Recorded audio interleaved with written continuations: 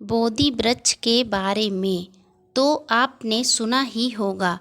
वही बोधि वृक्ष जहाँ भगवान बुद्ध को ज्ञान प्राप्त हुआ था।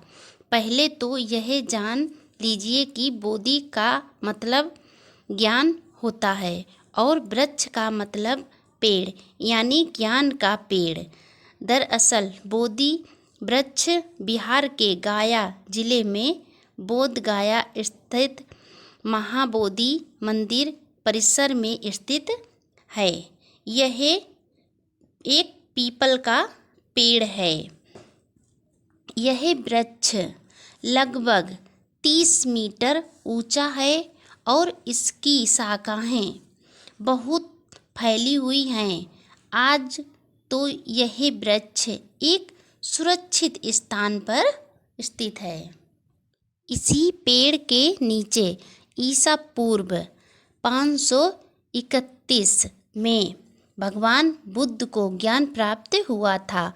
इस पेड़ की भी बड़ी विचित्र कहानी है जिसके बारे में शायद ही आप जानते होंगे।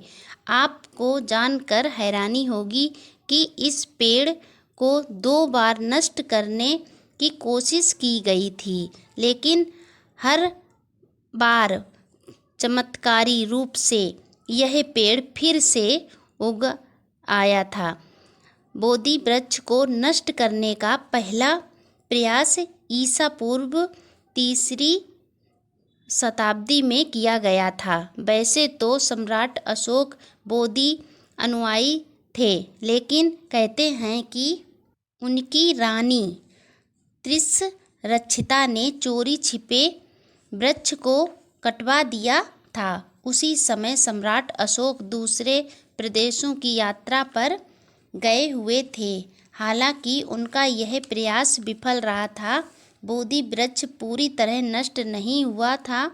कुछ ही सालों के बाद बोधि वृक्ष की जड़ से एक नया पेड़ उग आया था। उस पेड़ को बोधि वृक्ष की दूसरी पीढ़ी का वृक्ष माना जाता था, जो करीब 8 कई सालों तक रहा था। दूसरी बार बोधि वृक्ष को नष्ट करने का प्रयास 7वीं शताब्दी में बंगाल के राजा शशांक ने किया था। कहा जाता है कि वह बौद्ध धर्म का कट्टर दुश्मन था। उसने बोधि वृक्ष को पूरी तरह नष्ट करने के लिए उसे जड़ से ही उखाड़ बनाने को सोचा था, लेकिन जब वह इसमें असफल रहा तो अब उसने वृक्ष को कटवा दिया और उसकी जड़ों में आग लगवा दी। लेकिन यह चमत्कारी ही था कि इसके बावजूद भी बोधि वृक्ष नष्ट नहीं हुआ और कुछ सालों के बाद उसकी जड़ से एक नया पेड़ निकला, जिससे तीसरी पीढ़ी का वृक्ष माना जाता है। यह वृक्ष करीब 1250 साल तक रहा था।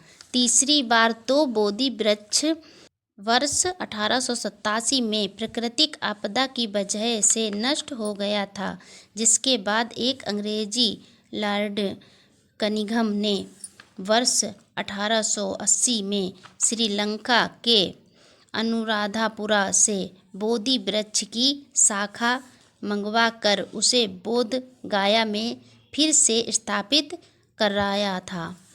यह बोधि वृक्ष की पीढ़ी का चौथा पेड़ है जो बोध गया में आज तक मौजूद है।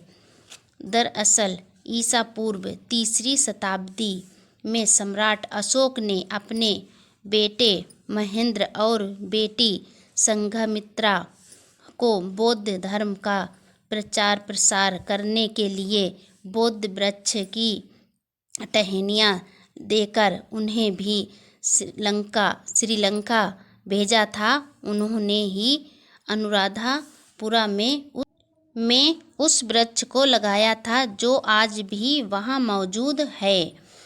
आपको बता दें कि अनुराधापुरा दुनिया की सबसे प्राचीन नगरियों में से एक है। इसके अलावा यह श्रीलंका की 8 विश्व विरासत स्थलों में से भी एक है।